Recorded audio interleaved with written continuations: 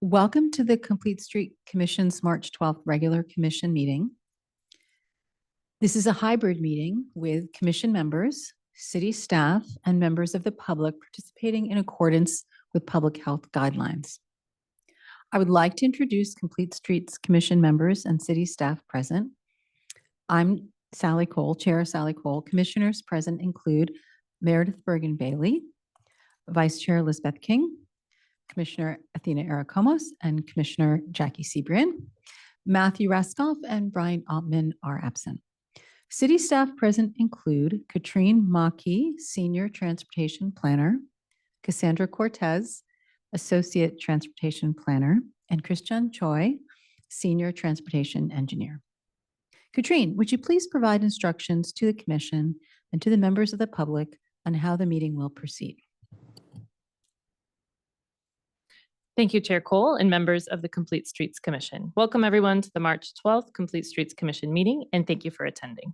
For members of the public who wish to provide public comment for any item on tonight's agenda, after the chair calls for public comment on that item, virtual attendees on Zoom may engage the raised hand feature, or if you're calling in from a landline or cell phone, press *9 to raise your virtual hand. If you are participating in person, please wait for the chair to call your name. You can then step up to the podium to make your comment. That concludes the instructions, and I return the meeting to the chair. Thank you. Thank you, Katrine. Under reports and announcements, city staff and commission members may communicate general information of interest regarding matters within the jurisdiction of the commission. No commission discussion or action can occur on any of the presented items. Katrine, do you have any reports and announcements? I do. A reminder that next month, April, we will have our meeting in Bellhaven, and staff will be providing an update on the Willow Road bicycle and pedestrian improvements. We are anticipating having a quorum. The City Council priority setting workshop will be March 22nd from 10 a.m. to 2 p.m. And on March 29th, the city will host a community resource fair at the Bellhaven Community Campus from 11 to 2. That concludes my reports and announcements. Thank you. Yes, we welcome members of the public at our meeting on Wednesday, April 9th, which will take place at the Bellhaven Community Center. All right, let's proceed with general public comment. Under general public comment, members of the public may address the Complete Streets Commission on any subject that is not listed on the agenda. Each speaker may address the commission once under public comment for a limit of 3 minutes. You are not required to provide your name, excuse me, I think it's name and address, your name or city of residence, there we go. But it is helpful. The commission cannot act on items that are not listed on the agenda, and therefore the commission cannot respond to non-agenda issues brought up under public comment other than to provide general information. I want to clarify that because that was confusing to me. I remember when I was a resident coming to these meetings. Because this is a general public comment section, and if someone comments on an item not on the agenda, we can't act on those items, and so we can't respond to the comment. We are listening, but we cannot respond. So, Katrine, may you please call for general public comment? For members of the public who wish to provide public comment for any item, for virtual attendees who wish to provide public comment, you may engage the raised hand feature, or if you're calling in from a landline or cell phone, press *9 to raise your virtual hand. If you are participating in person, please wait for the chair to call your name. You can then step up to the podium and make your comment. I do not have any attendees raising their hand online, and no one's in person for this section of comments. All right, thank you so much. Under regular business, the commission considers recommendations from city staff on policy matters or administrative actions that require commission approval. The first regular business item tonight is to E1, accept the Complete Streets Commission minutes for February 12th, 2025 for that meeting. Do we have any clarification from the commission about the minutes of the February 12th meeting before I take public comment? Hearing none. Katrine, would you please call for public comments on this item? For virtual attendees who wish to provide public comment, you may engage the raised hand feature, or if you're calling in from a landline or cell phone, press *9 to raise your virtual hand. If you are participating in person, please wait for the chair to call your name. You can then step up to the podium to make your comment. Having no one in the queue for public comment, I return the meeting to the chair. All right then. Do I have a motion and a second from commissioners to accept our meeting minutes for the meeting of February 12th, 2025? Yes, Commissioner Bailey. You're making a motion to accept.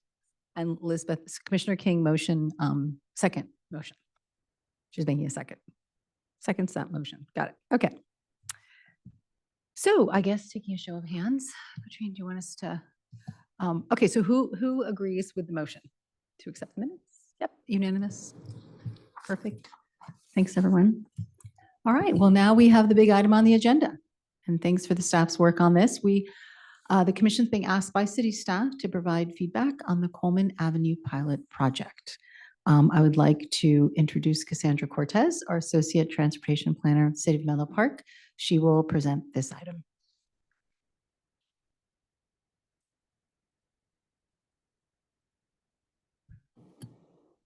Great, thank you, commissioners. Thank you for having me here tonight. My name is Cassandra Cortez, and I'm an Associate Transportation Planner with the City of Menlo Park. And tonight I'll be presenting on the Coleman Avenue pilot project for commissioners to provide review and feedback on. Next slide, please. So for tonight's agenda, I'll begin by giving a background into the Coleman Avenue pilot project, and then we'll also discuss a project overview of the City Council direction that staff has received from Council. And then third, staff has prepared visual renderings to visualize what the pilot could look like, so we will review those visual renderings. And staff will be also proposing methodology to evaluate data from existing conditions and the pilot to evaluate the pilot. And then lastly, we'll have time for commissioners to provide feedback on the pilot. Next slide, please. So for some background and context on how the Coleman Avenue pilot became a project, in spring of 2022, the Coleman and Ringwood Avenues Transportation Study kicked off. And this was a joint planning effort between the City of Menlo Park and San Mateo County to improve safety, accessibility, and connectivity on Coleman Avenue and Ringwood Avenue. On the October 22nd City Council meeting, City Council provided direction to staff to proceed with improvements within the city portion of Coleman Avenue through a pilot. Additionally, City Council authorized sending a letter signed by the mayor to the county in support of the one-way pilot. On November 19th City Council meeting, City Council accepted the Coleman and Ringwood Avenues Transportation Study.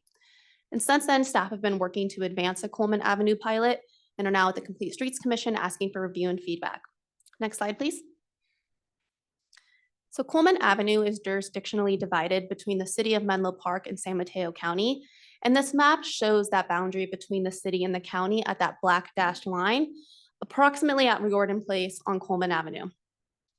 The Coleman Avenue pilot project will be on Coleman from Willow Road to that city-county boundary. And this is also the area that the city has direct jurisdiction over on Coleman Avenue. The city cannot expand improvements beyond this boundary as that would enter county jurisdiction. Next slide, please. At the October 22nd meeting, City Council provided staff the following direction: to proceed with a bike lane westbound towards Ringwood Avenue, a shared lane with people who are biking and people who are driving eastbound towards Willow Road, a stop sign on Coleman Avenue at Santa Monica Avenue to provide clear right-of-way designation for folks who are crossing the street to access a nearby bus stop, traffic calming measures to reduce the speeds of people who are driving. And additionally, parking would have to be removed from the north side of Coleman Avenue to allow sufficient roadway space for the pilot bikeways. Next slide, please. So Coleman Avenue has a considerable amount of parking demand due to the multifamily housing complexes on the corridor. The apartments on Coleman Avenue and Coleman Place are designated as R3, or also known as an apartment district, and qualify for an overnight parking permit for on-street parking. Under city code, overnight street parking may be granted to residents who live in these R3 zones if the building or complex was not required to have 2 parking spaces per unit at the time of construction. Each complex is permitted as many on-street parking permits to supplement the existing off-street parking, so that in total there's 2 spaces available per unit. And currently between Coleman Avenue and Coleman Place, there are potentially 139 permits that could be issued. Currently, staff has checked, and there is 25 overnight parking permits issued within this area. All permits actually expire at the end of August every year, and last year there was 53 permits issued in this area. The pilot project is proposing to remove roughly 40 spaces of parking. Residents in the Coleman Avenue apartments could be eligible for an overnight parking permit. And parking would remain on the south side of Coleman Avenue, Santa Monica Avenue, and Coleman Place. Next slide, please. So the project team has prepared some visual renderings to help demonstrate these improvements. So this is a rendering of Coleman Avenue near Willow Road. And some important features to call out in this rendering include the removal of parking from the north side of Coleman Avenue, the bike lane westbound towards Ringwood Avenue, and a shared lane both of people who are biking and people who are driving eastbound towards Willow Road, with the addition of greenback sharrows. Next slide, please. And this is a visual rendering of Coleman Avenue between Santa Monica Avenue and Coleman Place.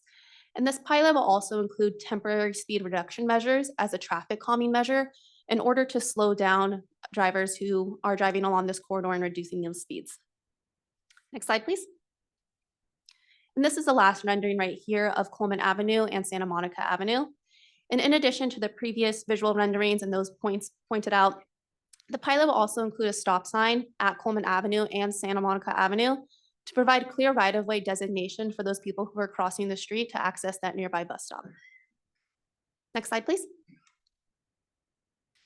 The project team will conduct an evaluation of the pilot. And the project team will be collecting data on multiple things, including volumes of people who are driving, people who are biking, and people who are walking along the corridor.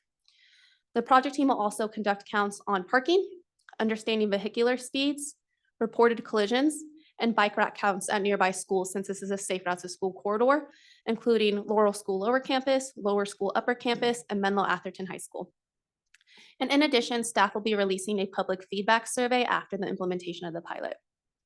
Staff will be collecting data in May of 2025 before the pilot installation, and again collecting that data in May of 2026 after the pilot installation, and we'll compare the data between those two time periods to evaluate the pilot. The metrics of success for this pilot would include an increased number of people who are biking from the volumes and bike rack counts, positive responses about safety from the community feedback survey, and also reduced vehicular speeds. Next slide, please. The above slide is depicting a tentative pilot schedule. So tonight, the project team is here asking for feedback from the Complete Streets Commission. And next, the project team will be attending a city council meeting tentatively April 29th of 2025 to ask for approval for parking removal. The project team will conduct a data collection of existing conditions of Coleman Avenue during May of 2025. And the pilot is tentatively scheduled to be installed in the summer of 2025. And then lastly, the project team will conduct an evaluation after the pilot is installed in May of 2026. And one thing to point out here, May 2025, May 2026, same months in different years to align with any seasonal travel variations that may be occurring. Next slide, please. So in conclusion, staff is requesting feedback from the Complete Streets Commission on the Coleman Avenue pilot project. And the next steps of this pilot will be going to City Council for consideration of parking removal, and then pilot installation tentatively in summer 2025. Next slide, please. So that's a conclusion of my presentation. Thank you all for listening to this presentation, and staff is happy to answer any questions that folks may have. Thank you. Okay, sorry, let me just get this. Okay, here we go. Are there any clarifying questions from the commission before I take public comment? I missed, how many spots are being removed potentially? Roughly 40 spaces. 40, thank you. Commissioner King. I had a question. Could you put up the slide again that has the housing and the what they're slated, the R3s?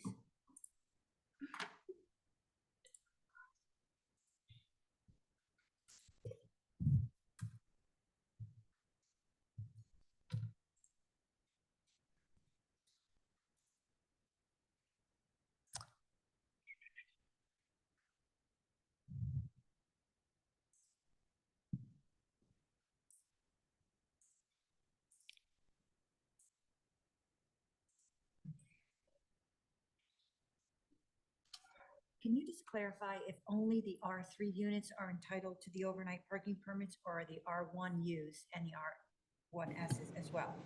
Yes, of course. Thank you for the question. So under Can city you code right now, Repeat the question, just people on Zoom would. Oh, great. The question was, who qualifies for overnight annual parking permits, whether it is solely R3 or R1 zoning designations as well? So under city code right now, folks who live in R3 zoning designations, and if their apartment complex didn't build 2 parking spaces per unit at the time it was constructed, they are eligible for overnight parking permits. And that is solely for folks living in those conditions under R3 zoning. Folks who live in R1 or any other zoning designation do not qualify for the annual overnight parking permit, but have temporary overnight parking permits. And every Menlo Park household has access to overnight parking permits, and it's 50 every 6 months. So 100 throughout the course of a year.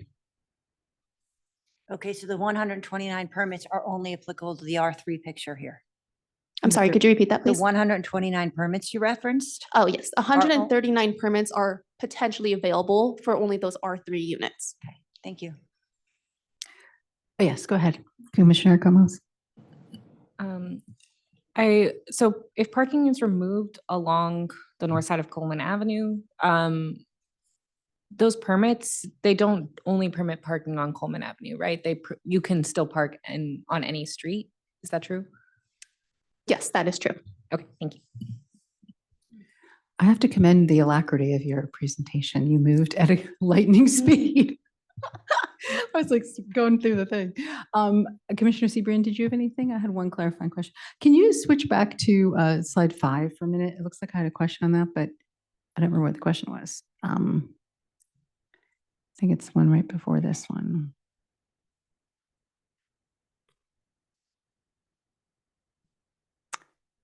Okay. Oh, that's 7.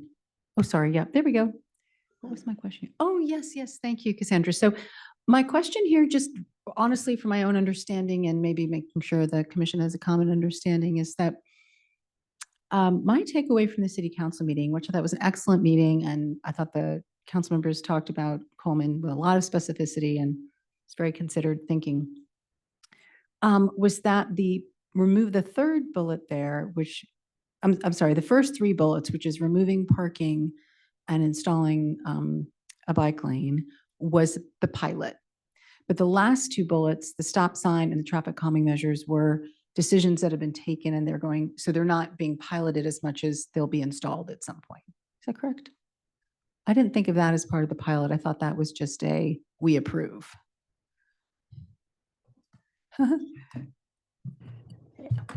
Hi, good evening. Hi. Commissioners Christiane Choi, Senior Transportation Engineer.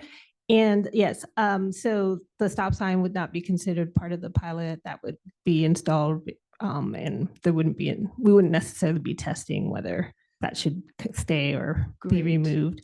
And then the traffic calming, we're still kind of considering whether we want to pilot using like the rubber type of speed humps or speed cushions. And so that hasn't been decided yet in the sense of it's just the material that Got we're it. looking at. Yeah. Got it. That's perfect. Thank you, because I know on Middle, and I think there's some parallels here, people were really happy with the outcome of installing the stop sign at San Mateo.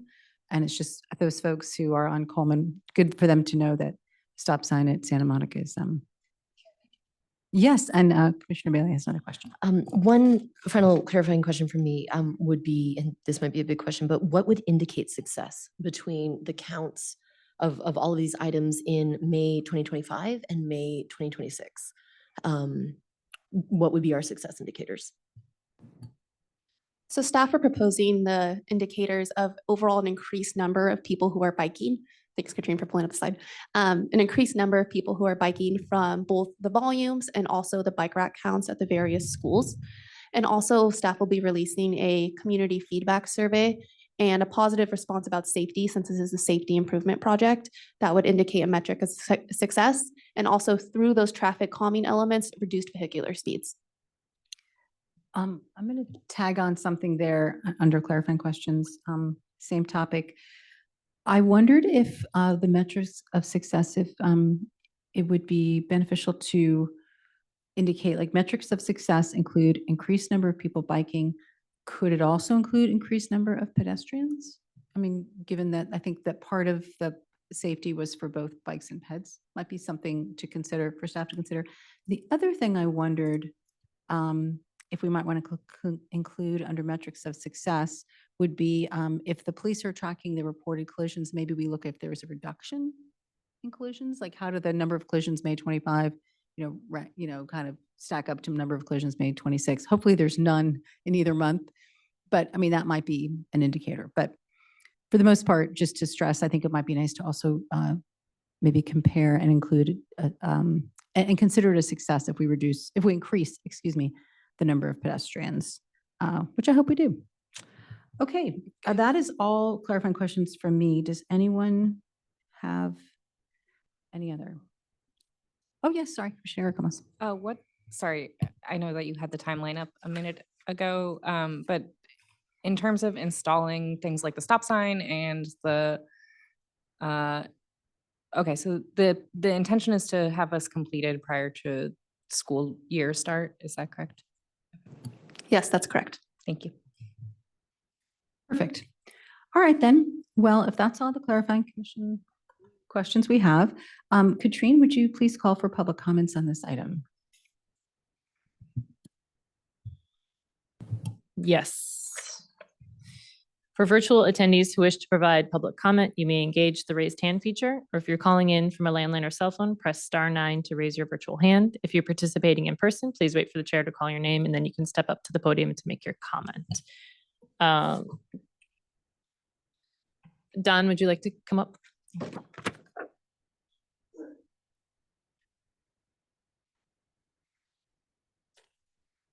Hello, my name's Don Takis. I live at 425 Santa Monica Avenue, right off of Coleman. I just have a quick question regarding the parking permits for the tenants. They're allowed to park on Santa Monica as well as Coleman? The permit allows you to park, as long as you're parked legally, according to city ordinances or just legal parking. It doesn't specify where you're allowed to park beyond that. Okay, and is that something new? Because I've lived here 25 years on Santa Monica and never had any issue with cars parking along Santa Monica, especially closer to Coleman. There's a whole fenced area for the backside of some of the Vintage Oaks homes. And it's just been recently, I've been seeing there's probably 10 to 15 cars now that are parking along Santa Monica, and I'm sure they're from the apartments. My concern is I'm seeing this all of a sudden, and there's no sidewalk, so parking is all kind of at the discretion of whoever's parking there. Sometimes they're blocking, they're parked up next to the bushes, so people walking dogs, people with strollers have to walk out in the street to get by those cars. That to me is a safety concern. So that's one of my concerns right there. Now, yeah, my question was, has this always been like this, that those permits were, or people with those permits were allowed to park on Santa Monica? Or is this something new? So I read about that on the city website, and it didn't indicate that it was a change or a recent change. So as far as I know, nothing has changed in terms of what the permit says or allows. Okay, all right. So my concerns here then with the removal of the parking is it's going to increase the amount of cars that are parked on Santa Monica. Where I've already mentioned what the safety concerns are there. So, you know, you're making Coleman, I know Coleman's a busier street. I guess the goal is to make Coleman a little safer, but it's going to make Santa Monica maybe a little less safe. We also have issues with cars being parked there for a day or two, and the streets have not been able to be cleaned. So street sweeper comes by, cannot clean. We've noticed some of the weeds along that fence area, which I think the city takes care of. that hasn't been maintained. And I don't know if it's because there's cars in the way, but it is really causing an issue and a safety concern on my part. So those were some of the notes I said I had. Also, I was looking on the website, there was a pilot option #1, which was putting signs on Willow Road and Ringwood to not be able to turn onto Coleman at certain hours. Is that still an option or is that no longer an option? I don't think so. Would you like me to answer that question? Yes, thank you very much. Okay, yeah, so the city council direction at their meeting in October was to do this bike pilot. The turn restrictions are not something that's being considered. Yeah, we're not approved. Okay, and how about the one-way portion of Coleman? Is that still something that's going to be? On the county side, Yeah, the county hasn't made a decision. That's correct, staff? okay, all right. I think that's all I have to say. Yeah, my concern is just Yeah. the safety of the street that I live on Right. for people that are pedestrians that are walking and Mhm, that sort of thing, and being able to get the street cleaned from time to time. mhm. Well, thank Okay. you for providing such specific feedback. Okay, great. Thank you. Thank you. Okay, we have a queue online. I will work through that. Kevin, you're up first.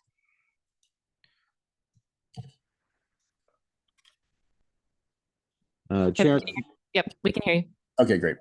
Chair, commission members, and staff, thank you for your attention on this and your ongoing efforts to see this project through. As many of us know, it's been 20 years in the making, and it's great to see the support and vigilance ongoing. A couple notes I had. Thank you for putting the deck together. It looks wonderful with the pictures and descriptions. Visuals are always great. The Coleman bike lane on the north side of the apartment side. It says 6 feet for the bike path. Could it be 8, equal to the width of the current parking spots for cars? And then 2, I know this isn't in the pilot, but serious concern for enforcement of people not just parking there. If we have one car parked there and we have a bunch of kids weaving around it, that's for sure going to be an issue. I don't know if there's a secondary look at bollards or something else that can be done. I might have missed that if it was talked about. Also, part 2, I did see on the visuals possibly some red painting of curbs happening in support of AB 413 daylighting that prohibits drivers from stopping parking within 20 feet of a crosswalk or 15 feet in place of a curb extension. So just wondered if that was going to happen. And then also school speed limit signs. I know there's like one, but you can't really see it. I don't know if that's something else that can be done. And then additionally, a crosswalk on the west side of Coleman at Santa Monica. There's one crossing Coleman currently with the addition of a stop sign happening at Santa Monica. Could that also be discussed? Maybe not for this pilot, or if it's possible to revisit it for the pilot, that would be great. That's all I have. If I yield back, thank you. May I ask, Kevin, if you're still there? I couldn't hear, if you could speak up just a little, maybe we could turn the volume because I was really straining to hear you. After you said you thought you saw red paint on the curbs, and before you talked about speed limit signs, I didn't hear your point. Could you go back to that? Oh, sure. So there's a state law that was passed, AB 413. It's a daylighting law. Yep. Yep. Just in the law basically prohibits drivers from parking within 20 feet of a crosswalk. Yeah. Or 15 feet of the curb extension. So there is a curb extension right there where the fire hydrant is on the south side. And I just want to make sure those simple steps, and I know the city's been looking in particular at safe routes to school. If those could be implemented with this pilot, it would be much appreciated. And then also I mentioned school limit the speed signs. If the one currently is difficult to see, I don't know if one other one could be implemented. And then there's only one crosswalk across Coleman. If an additional one on the west side could be added at the intersection of Santa Monica, that would be much appreciated also, because there's 2 bus stops on each side of Coleman, and there's, I believe, multiple pickups, Sam Trans and the regular school district one. Just add extra safety, of course, is a top priority. So anything that could be done would be much appreciated. Thank you again. Did I answer the question, Chair? You did. Thank you very much, Kevin. Much Cassandra? appreciated. Thank you. Thank you. Would you do us a favor and just throw up the slide where we could see the I thought that the renderings were excellent. And I wasn't able to picture when he was talking about whether there's a crosswalk at Santa Monica, I wasn't able to really picture that slide. Would you mind showing us rendering that section?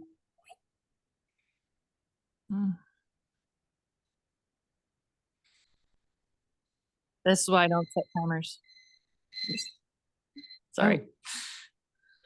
Okay. Okay. Just wait if we can see this. Can we see it now? Would that be okay? Yeah, I'm trying to pull it up. Oh, I see. Sure. No problem.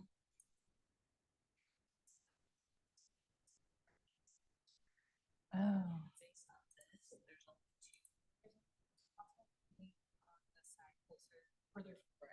Further from. Oh. That's odd. Is this the image you're looking for? Okay. Thank you. Thank you so much for showing this to us. I think it really helps. So this is Willow and this is Ringwood and this is Coleman and we're facing away from Willow. Okay, facing away from Willow. Okay. So let's get through public comment and then maybe if you two want to talk to that in your feedback. Okay. I just wanted to see it. All right, then. Thank you very much, Cassandra, for showing that to us. I guess we can move on to the next public comment. Thank you. Okay, next is Cassandra Lopez. Good evening. Can you guys hear me?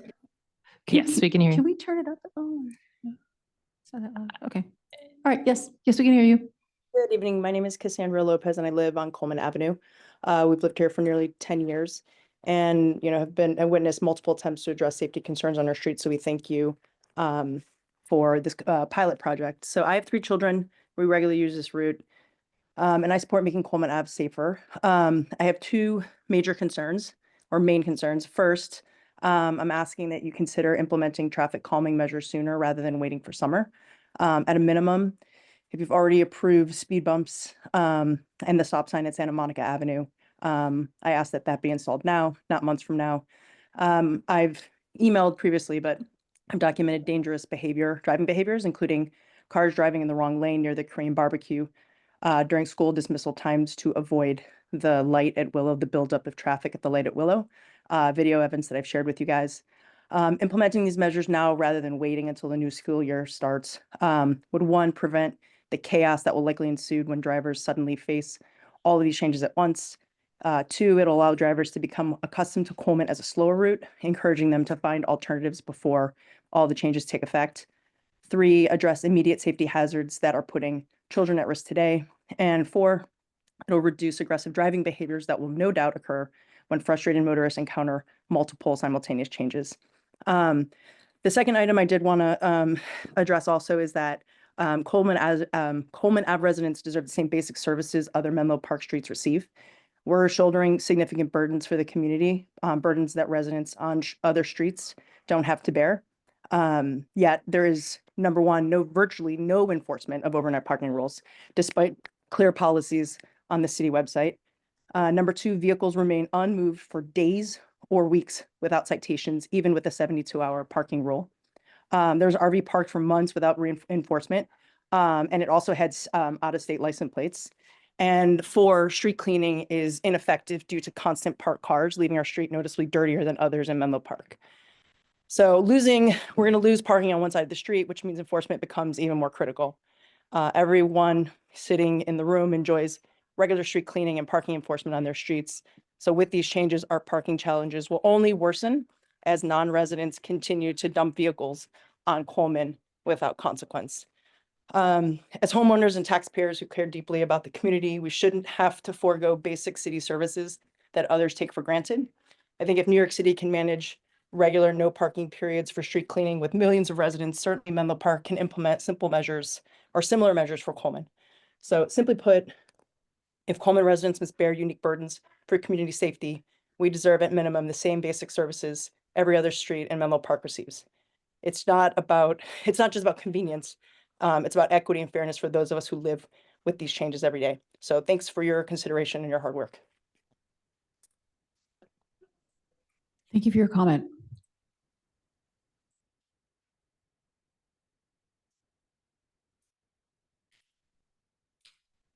Are there any other comments in the queue? Oh, Yes, Ross, you're up next.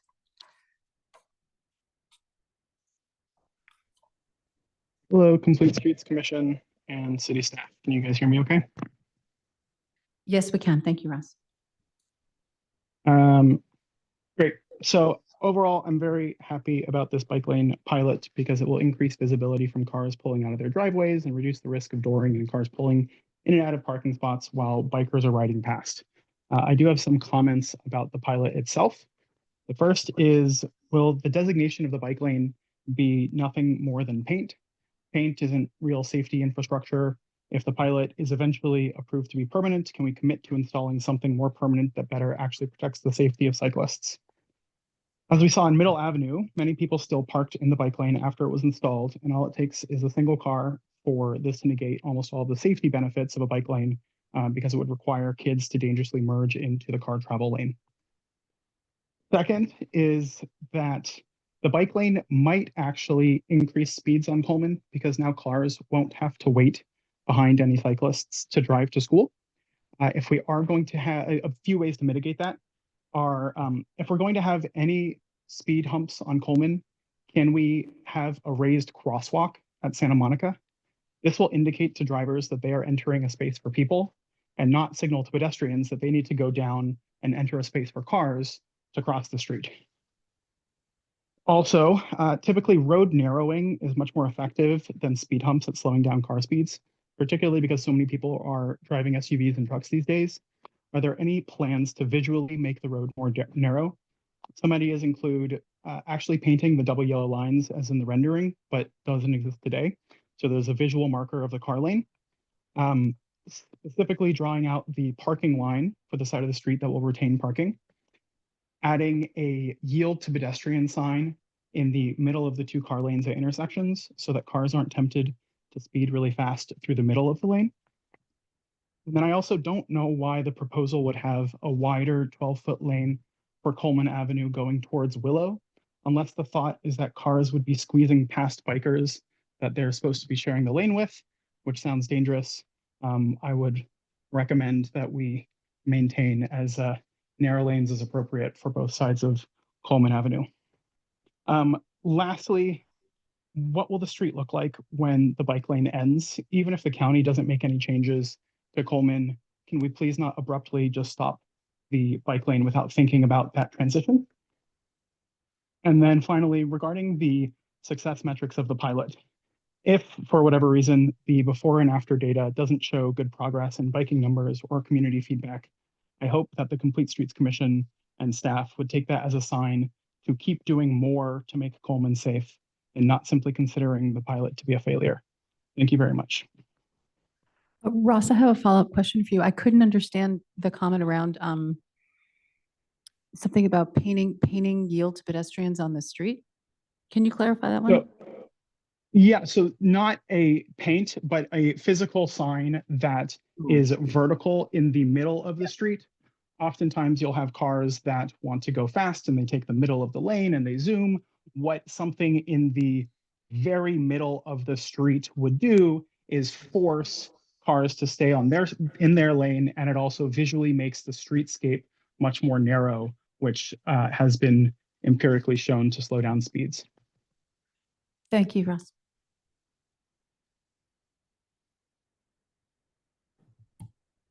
Next up is Nicole.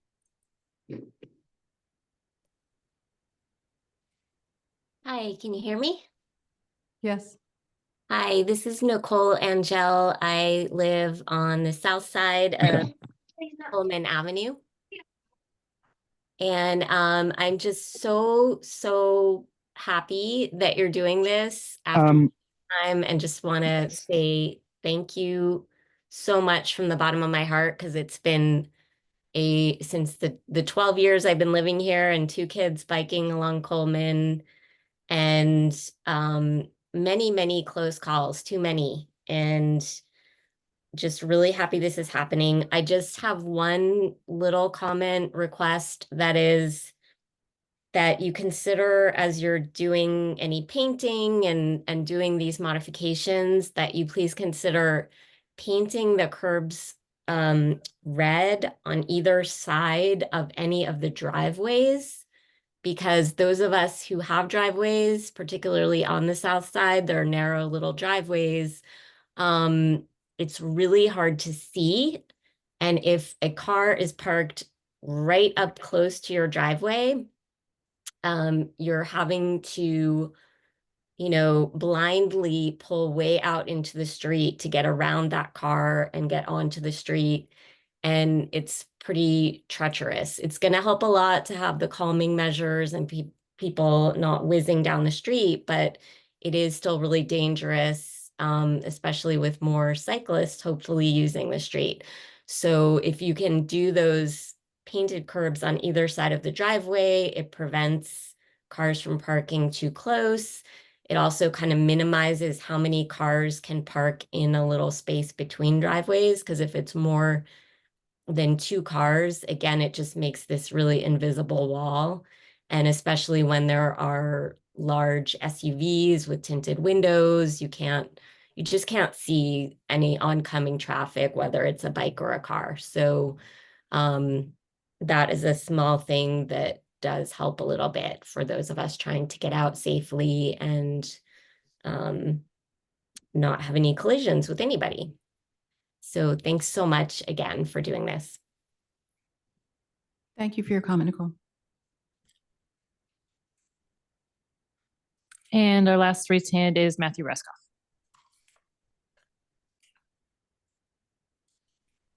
Katrine, that was just my effort to join the panel, not to make a comment.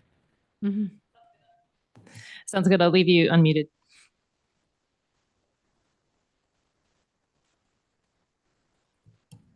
That concludes the queue for public comment. I return the meeting to the chair. All right, thank you very much. Well, let's return to the commission for any further discussion around the pilot. As Cassandra, if you want to pull up that first slide you had where it talked about what you were hoping to get the commission's comments on. I think it was the design and the methodology, or just want to make sure that we have that moment of level set where we say, okay, what are they looking for us to comment on and vote on? I think it was I think it might have been your first slide. I could be wrong, but I remember I thought it was nicely laid out there. Let's take a moment if we can.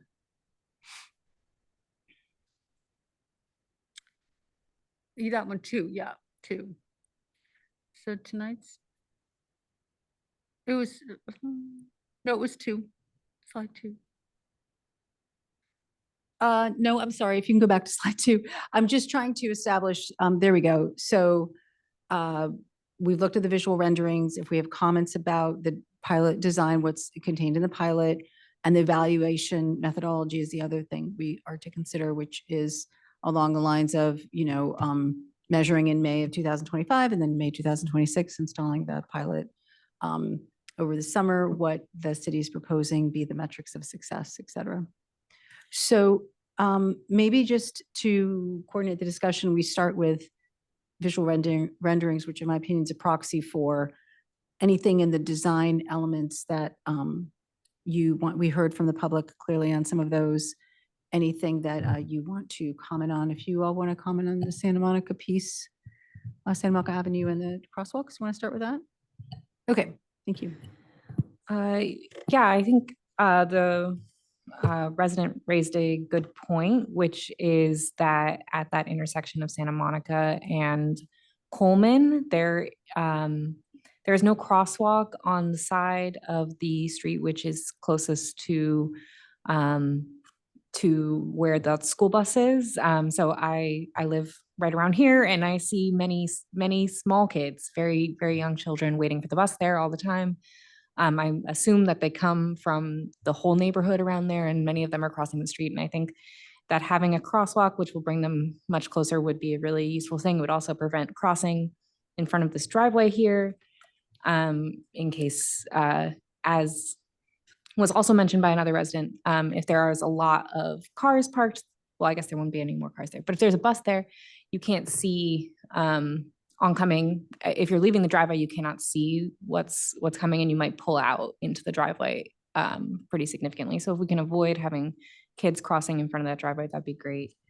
I think, I guess it's kind of, I have a couple of clarifying questions that were sort of brought up by public comment that were related to this intersection, but one of them is one public comment raised the possibility of doing the stop sign separately from the pilot project. Is that a possibility? Because I know it would not mess up, but it would complicate measurement of before and after effects. But as they mentioned, this is not really part of the pilot in some sense. And so could that be separated from the rest of the project and done as an independent?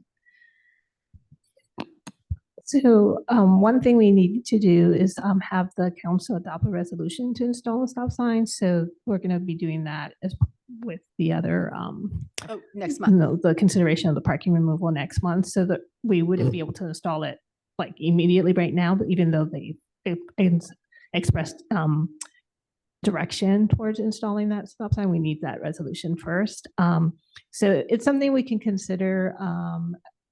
We were thinking we would do everything as part of one big work order because it's, in terms of efficiencies, but we could look into seeing if that could be done separately. And just to clarify, the difference in timing would be either before the summer or this summer? When you say work order, you mean when the pilot's being installed? Yeah. I mean, the work order of like adding the striping, putting in the Yes. cross, Okay. all that signs and such. Okay, earlier, all right. Okay. Okay, and I had one more question, which is regarding this bus stop at this position, at this intersection. Is the plan to designate like a sort of out of the lane area for the bus to stop, or will it just be stopped like fully in the middle? I just have a concern about young bicyclists who are not as perhaps respectful of the flipped out stop sign from a bus that are going to just try to bike very quickly around it. Yeah, and is there a plan for dealing with that at all? I know that that's probably something that already occurs. That's a conflict that already occurs, but is there a plan to deal with that at all? So implementing a floating bus stop wouldn't be in the scope of a pilot. It'd be more of a long-term improvement. Okay. I mean, that's the kind of thing you could comment to City Council about, maybe. We are going to take a brief pause, just because for a brief bio break. So can we quickly pause the meeting just for 5 minutes? Come back in 5 minutes? Thank you.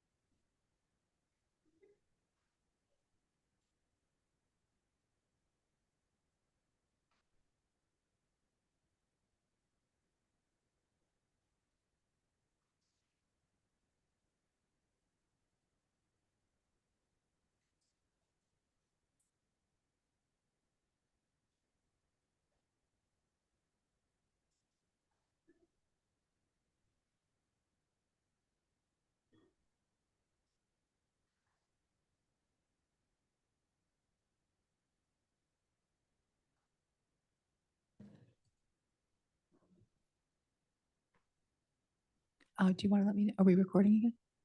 Oh, you'll let me know. We are right now. Okay, hello. Everyone, thank you for letting us take a brief recess. All right, we're back. We're giving feedback. The commission's giving feedback to the city staff around the design of the pilot and the methodology for evaluation on Coleman Avenue. And we're just finishing up some comments in the crosswalk, I think, of Santa Monica. Did anyone else have specific feedback or that you wanted to offer the staff? Yes, Commissioner King. I have 2 points. The first is, can you make available? Oh, microphone. Oh, yeah, I'm gonna get it.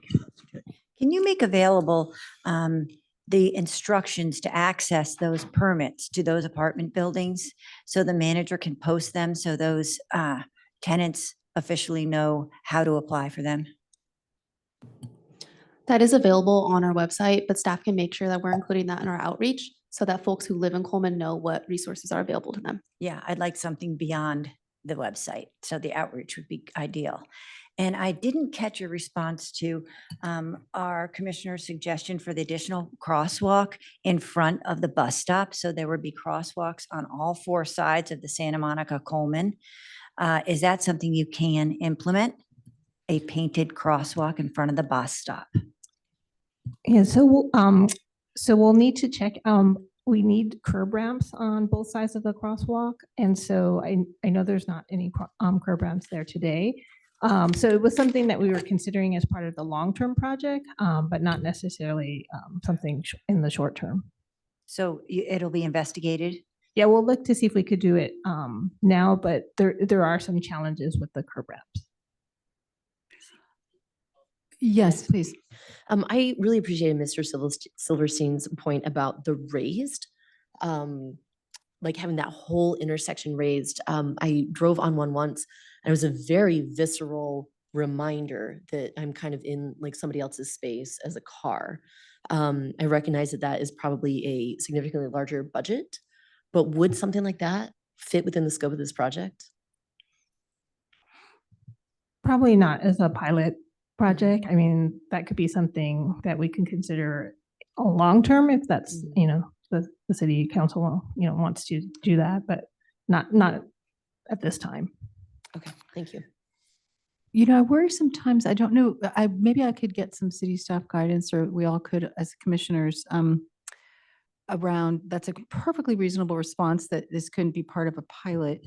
Sometimes I worry that some of those good ideas then just get kind of lost. And I think on Middle, for example, I always, we weren't able to get funding. When we first talked about the pilot on Middle, there wasn't current funding for filling in sidewalk gaps. And so in the next year's, capital budget, we made a statement asking for it, but we didn't get it. And so now it sort of seems like it's drifting a bit, but it felt like an important component of the overall safety of the street and the goals of the project. So yeah, Just piggybacking off of Chair Cole's point, like let's say we do the pilot as is proposed tonight, and it's a success by all the metrics that we have outlined, and something like perhaps the raised crosswalk could potentially improve safety and the feeling of safety even more. Do we not do it because we feel that it's a success without it, or is that something that there is a way to keep track of and kind of keep in mind as we look for further improvements? Just remembering that this is a safe route to school, and for a lot of our school families, it is the only route to and from school. So yeah, kind of piggybacking off of the chair's point, but also if this is a success, does this get completely backburnered or forgotten, or would it still have potential to be built in the future? So I think that's a good point. And I think that's something that we would consider as part of like when we see the public feedback survey, right? That people can provide additional comments and input about the design. And we could also be looking at what are there other long-term improvements that could be considered Christine. So I guess. Chair Cole, Azalea is online and raised her hand to speak, so I'm going to give Azalea the, Of course, Matthew? no, Azalea. Oh, of course. Absolutely. Please, yeah. Azalea, you're unmuted. Hi, good evening, Commissioners. Azalea Mitch, I'm the Public Works Director. I've been listening in and I really appreciate the feedback and comments overall on just how we design our capital improvement projects. Your feedback right now is critical. Right now, we are at the pilot phase, which means our approach is more of a quick build and we are limited on budget. The next step, if approved by council, we would work on a much more comprehensive design, like what you saw on Middle, that includes raised crosswalks, it includes speed humps, speed tables. And so there will be more of an opportunity to actually provide that feedback. But please know that we're taking note of the issues that you're raising. Like Ms. Choi did note, we do have limitations with drainage. I know these are not the things you ever want to hear, but there's a catch basin right there. And so some things that may not be apparent then complicate things when then we embark on the design. But we're taking notes in terms of what this design could look like on a permanent basis so that we can improve that. And just to reference overall on sidewalks, building sidewalks is probably the largest challenge we have locally. It is not, sidewalks are not something that we typically budget for. And so those comments are not lost. It's just the biggest issue to fund. And it also puts that responsibility on the property owner, not on the local agency. So that's why you don't see sidewalk projects on our 5-year plan. They've been very specific and intended, and they've required, millions of dollars to appropriate and actually get done. But just know that we're taking note. And if this project is, if we collect the feedback and is successful, we would be coming back with something that's just a lot more comprehensive and robust. Thank you very much. It's helpful, I think, for all of us, including the public, to understand that this is a quick build project with limited budget. I think we all appreciate that it is, though it's only a quick build, I think it's going to substantially improve the safety. And I could tell that a lot of the residents were very grateful for that. And finally that there'll be other opportunities to talk about other improvements. So thank you for being open to our points, and we appreciate that this is a quick build project. Does other commissioners have any comments on the design? I had one, but I'm going to save it for other people to go first. Yes, Commissioner Subrian. So I guess a couple, actually, I don't know that whether they're neatly divided, but the couple of things I understand all the complications, but I just want to chime in and say I fully support a raised crosswalk in this area. Like, I really do think that provides an extra reminder to drivers that they are in an area where they need to slow down. I am also curious about the daylighting piece and the cars parked on Santa Monica. And it looks to me just from the Google Street View that there's no sidewalks on Santa Monica. So I don't know where the red curb paint, I don't think that we're red curb painting for daylighting law anyway. So I guess I'm curious, how are we ensuring that cars aren't parked so close to the crosswalk? And I also want to say that I support the idea, Commissioner Irikomos's idea about having putting in place the stop sign sooner, because if we can, I just think it would help. I would add, though it doesn't really fit in the, can I just say all my things, or I just go ahead. I'll stop. No, go ahead. Okay. Can I just Go ahead. reply Yeah. to what you said about the daylighting on Santa Monica?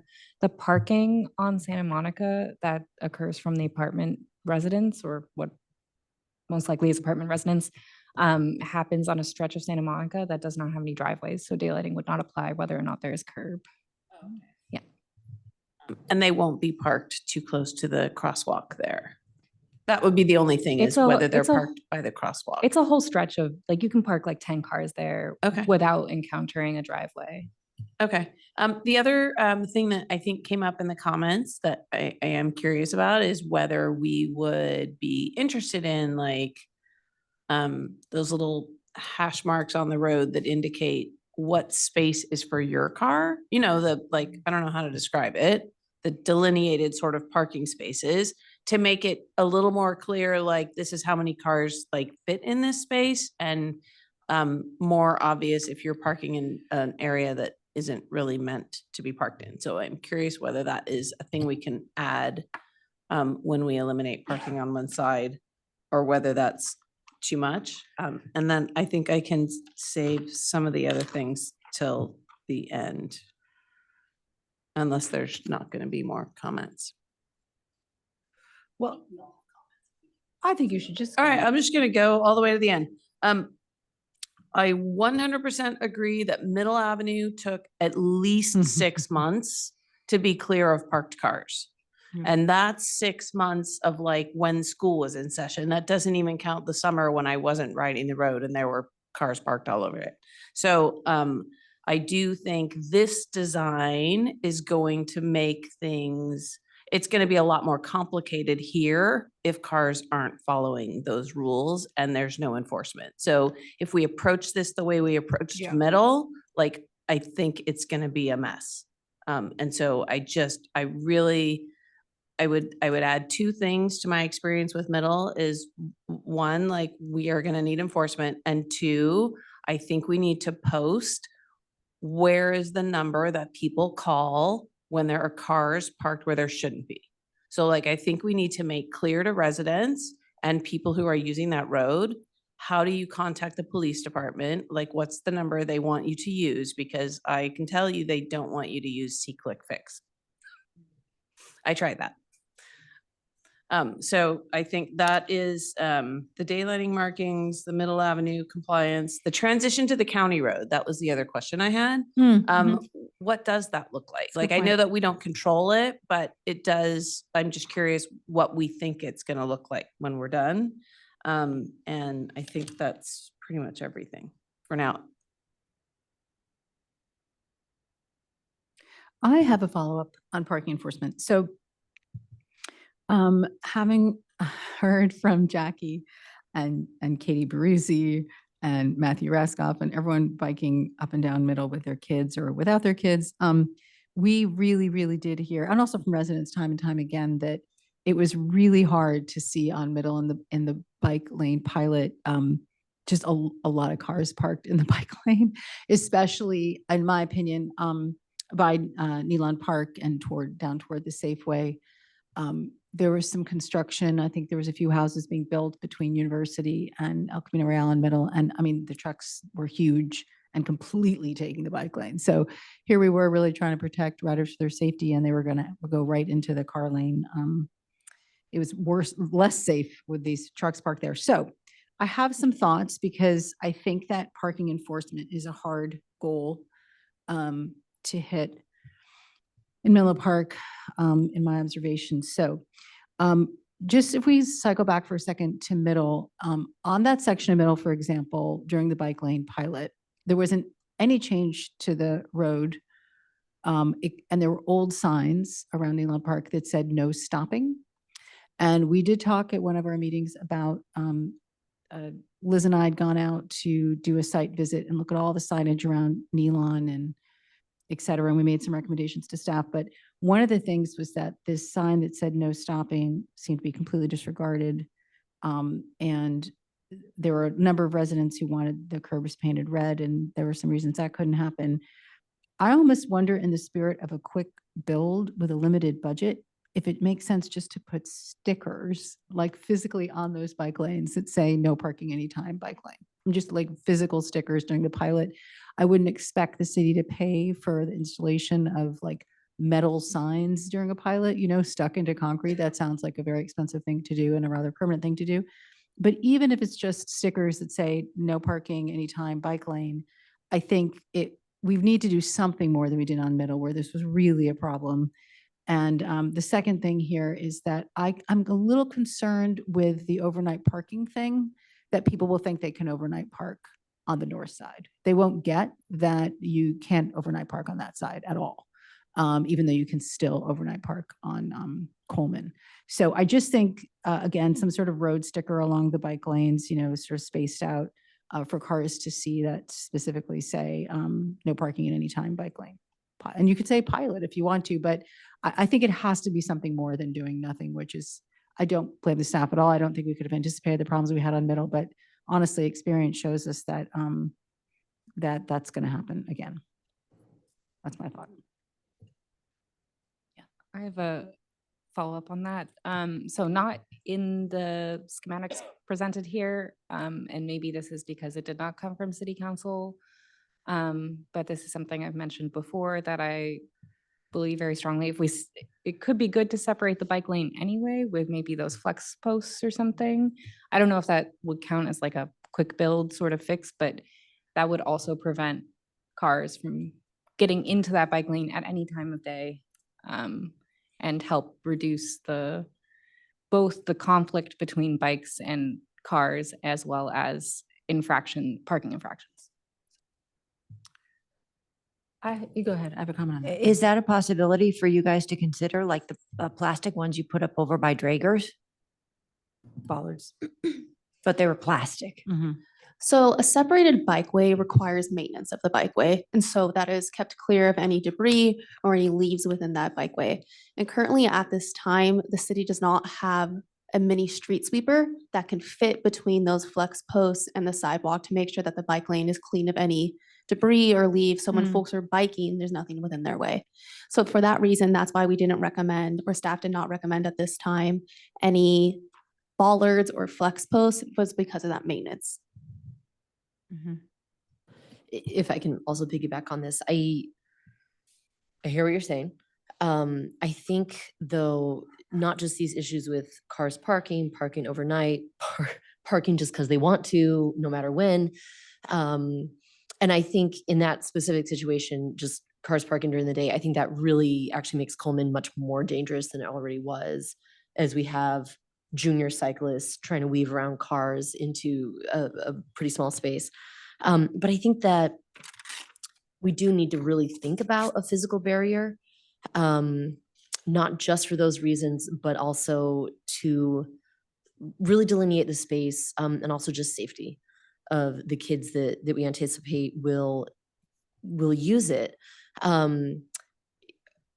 Maybe it's time to get a street sweeper. Would we have a future of other protected bike lanes along safe routes to school? I mean, maybe this is something in the Vision Zero action plan, or the grander transportation master plan. But for me, it would make a lot of sense to have, especially on routes to school. And we've also been talking in a larger way about just safe routes in our city, to have protected bike lanes. I had one Laurel parent write to myself and Mayor Combs, and I wanted to be sure that I mentioned her comment tonight. She said that her son is in kindergarten and that she assumed that he'd be biking to school, but after trying it twice, we were too scared of the lack of bike lanes to do it again. And that's one example, but I think having a not just separated, but physically protected lane on Coleman would be amazing. And I know that's what we're talking about tonight, but even throughout the city, I think could really help increase some of our active transportation goals. I think we could apply for like a grant for a street sweeper, a new type of street sweeper. That's really interesting. Cassandra, that's a really interesting piece of information you provided us. I think we've all wondered why bollards haven't been more prevalent. And I know at one point, I think during middle, someone mentioned part of it was that, emergency vehicles or et cetera wouldn't be able to maybe pull over, if there were bollards, and then people suggested, could we have sort of periodic bollards rather than a long line of bollards? One of the things I've learned from being on the commission is how useful bollards have been at tricky intersections. You mentioned Menlo and University, but at Olive and Middle that we looked at a couple times, like bollards really made a big difference. So, maybe this is one of those, well, we can talk about it during the motion, but this could be something that we advocate for more in the future if it can't be part of a quick build now. I was curious if you, I should mention, we did get an email from Mike Bailey, who was a resident, I believe, on Coleman, who also advocated for physical separation between the lanes, bike lanes and the traffic. And part of that, again, was the age of the kids, that a lot of young kids will be on Coleman, and as your commenter said as well. I wanted to ask about outreach. So you'll probably remember, Christian, but in Middle Avenue, when it got up to the council, there were definitely people at the multi-unit apartment buildings, et cetera, who stepped forward and were very concerned about the loss of parking. So I just wanted to suggest, I'm not suggesting how to do this, but just to do as much outreach as you have time for, to people that you think might be most affected by parking removal. Anything else? Let me just quickly look. What phase of discussion are we in right now? I'm in anything about the design, and I'm taking notes for motion. The only other thing I wanted to ask, because I didn't see these they're on there, I'm sure, on the renderings, but I just don't remember what they look like. I think someone mentioned something about speed limit signs, but are you satisfied with the speed limit signs on Santa Monica? Coleman, is that something that it could be improved? I don't know what the speed limit is there, but I just wonder if the signage, and maybe that's not a pilot thing either, but I think someone did mention that. Did you want to say that, Cassandra? Did you want to respond? Staff can look into that. Okay, thank you. And I think, I'm just going through here for a second. I think two people might have brought up the thing about the bike lane could it be 8 feet rather than 6 feet? And could the traffic lane be 10 feet rather than 12 feet? I'm assuming you guys have looked at that. Yeah. Are you satisfied with the way the pilot has given the feet widths? So right now, staff is recommending the pilot design for a 6 feet bike lane, and for that shared lane where people are biking and driving within that shared lane to be 12 feet. So there's more maneuverability Yeah. within that lane, and especially if we're thinking about the door zone for younger and inexperienced riders, so they don't potentially get doored. And another thing to think about with wider bike lanes is, like we were mentioning, for middle double parking. So folks, when that bike lane is potentially large enough for folks to be seen as a parking space, we don't want that. So that is a consideration also for this design, trying to limit the amount of folks who are parking within the bike lane. Great. Thank you for taking that into account. I also wanted to ask, yes, the person who mentioned about, people parking there for over 72 hours in violation of the rule. As I mentioned, I think parking enforcement is, an issue across Menlo Park, not just on Coleman, but I wondered if you could share, or maybe if staff could share that comment with the police around that particular section. That would be helpful. I go ahead. think we need to look at a real partnership with MPPD on this entire, and I don't know exactly what that would look like, but certainly a lot of enforcement about parking, certainly not in the bike lane, but also the 72 hours for street sweeping. Is that the first month that we have someone out there daily? Is that, I don't know exactly what that looks like, but I think the pulling MPPD into an enforcement at least phase as the project begins, I think setting us up for success will be starting out really strong with enforcement. But that's really a good strong. idea. That's a good idea, because I think that there's an overall conversation to be had with the police about enforcement. I know that Liz and I recently met with Chief Norris about a few issues, and he's always been so cooperative. But I think that's an interesting point. Like, at the time that the pilot's installed, and we want to have people really comply and demonstrate their best behavior from a parking perspective, that might be, maybe the police would have the bandwidth to, do like a targeted enforcement around those cars and stuff at the time. So that would be a recommendation for the launch. Okay, of the pilot. I don't think I have anything else. Does anyone have anything else they want to mention this, or can we move on to the evaluation methodology of? Yes, go ahead. I just want to tag to the end of what you just said, Commissioner Cole, Mhm. Chair Cole, Yeah.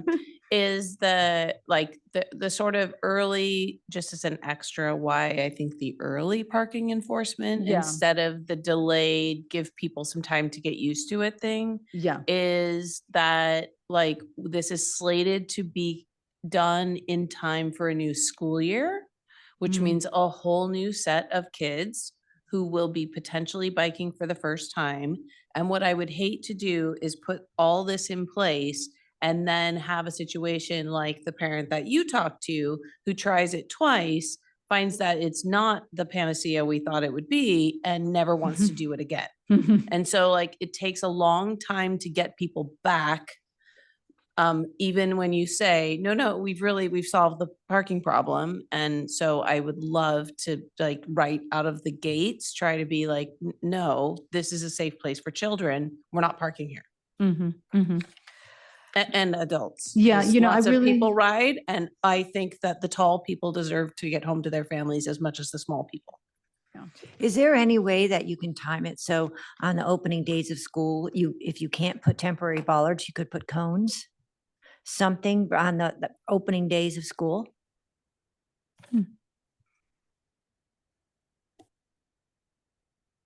To prevent the parking so the children can go in the bicycle lane. I think that's just something we could take back and discuss. Thank you. You can always enlist these 5 people to distribute cones at 5 in the morning. Going out. I know you would. I do live right there. That's why I brought it up. All right, I well, have yes, Commissioner. Cummings. Sorry, I have comments which are somewhat separated from the rest of the discussion, so. Please go ahead. On design though, because there's a second phase, which is method, like metrics and stuff. Is that? where- Yes. Okay. there were some other So, notes. okay, so in terms of design, I think at the moment on Coleman, there's basically no street marking on, like paint on the streets at all. That's true. So I want to emphasize the importance of having not just painted bike lanes, which obviously should, in an ideal world, be fully protected, but paint is something, but also double Yes. yellow lines. And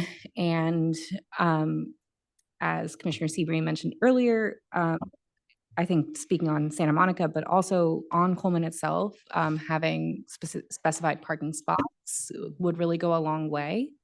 I think people try to park really, really close together, and it's just not, it makes it really hard to see through the cars and stuff.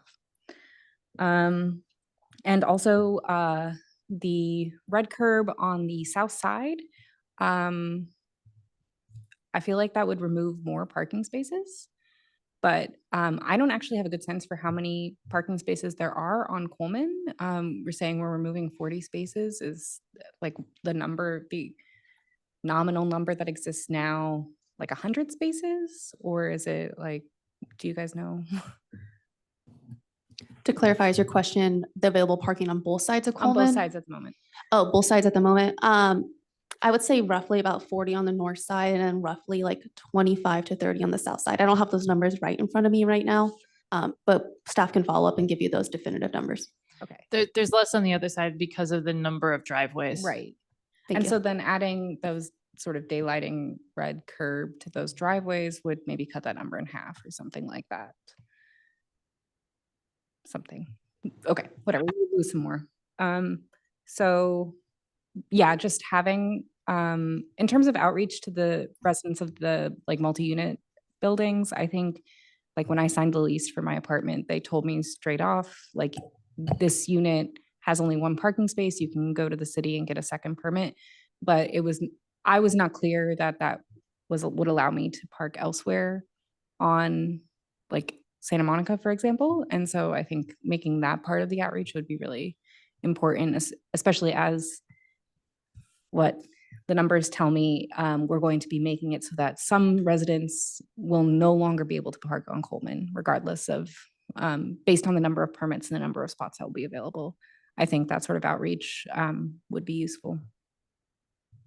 And, and enforcement. I think that there are more than 40 people who park on Coleman overnight. And having just, we've spoken about enforcement into the bike lane, but also just getting not for any other reason than having a better understanding of the situation of how many people are actually parking overnight there. Because I do think it is more than 40 cars that are parked overnight on Coleman, and they do come often relatively late. So if you're doing your counts in, for example, the afternoon, there won't be any cars on Coleman, but if you go there at 9 or 10 o'clock at night, there are no spots available. So. You know, I thought about that. That's a really interesting point. When I was looking at the chart where it said, here are the metrics we're going to look at in May 2025 and May 2026, I noticed it said parking, things like peak morning, peak afternoon. And I thought, how about measuring night? You know, because I'm not sure if that's a core priority goal of this pilot, but it seems to be affecting the street. Yes, when I first visited my apartment, I visited at 10 in the morning and I thought, great, there's so much street parking. Right. Not going to be a problem at all. And many times I've had to park all the way down on, like I live at the intersection of Santa Monica and Coleman, and I've had to park basically at Willow and walk all the way back. Yeah. It really does completely fill up. Yeah, on page E23, your May collection data indicates an afternoon peak time for the parking count. So maybe that needs to be altered. I mean, what time do people have to move if they're parked overnight? That might be an issue. Maybe we don't know if they're really going to get out of there by what, like 7 or something. Do they have to move? No. They don't have, that's on the not south affecting the side. bike lanes. It's on that side. Oh, okay. Okay. Okay. You don't have to move. Okay. Well, that's good, actually. Okay. Well, let me see if I'm understanding before I move on from that point. The issue of people parking, leaving their cars there for a long time, maybe over 72 hours, the plethora of cars parking overnight, how does that affect the safety? Obviously, I can see quality of life. How does it affect the safety of the street or the safety of the bikers and pedestrians? Like, you're obviously having trouble finding a parking space. It's not terrific. Oh, sorry. I guess this kind of bleeds into, I had not intended to bring that up in this phase and instead bring it up in the like methodology phase. Sure. And I kind of got away from myself. But I guess my point with that is that as we're talking about metrics and evaluating this program, I think that safety of the bicyclists who are using that street, the Safe Routes to School, is really critical.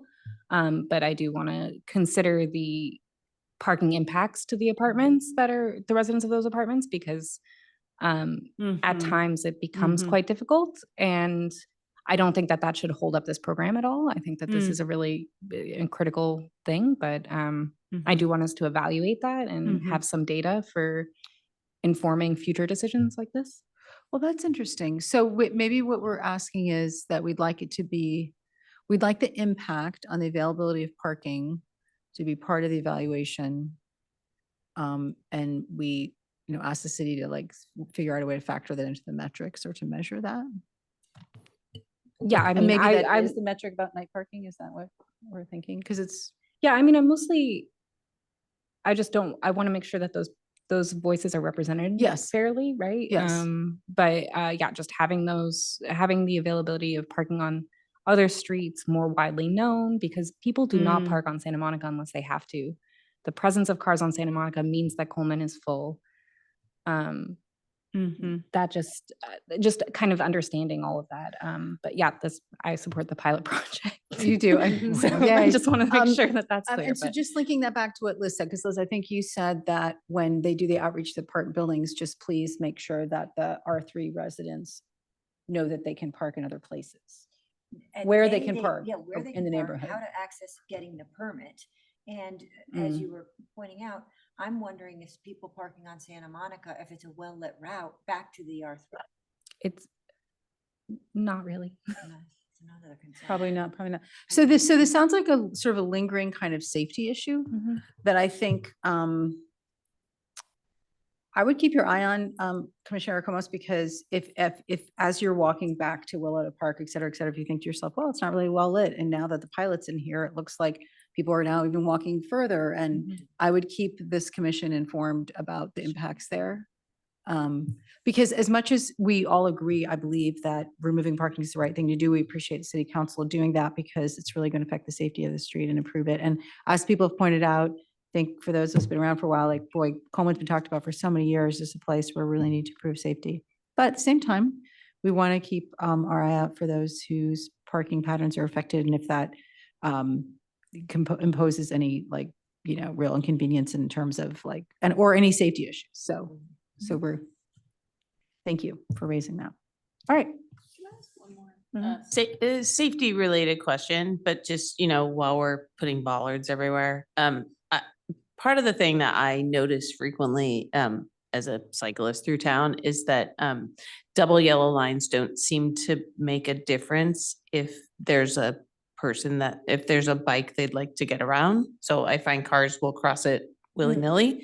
Have we ever given thought, because in some of the comments, have we ever given thought to putting bollards in the middle of the road in some key spots along that corridor, simply because in the feedback we got about driving on that road, frequently it was noted that cars would drive into oncoming traffic in order to get around the cyclists, and that creates its own safety hazard. And I would hate for us to create all these bike lanes and then somehow have an uptick in collisions because cars don't want to stay in their lane. And so, like, is there a strategic sort of middle of the road placement of bollards to kind of like just remind them of that?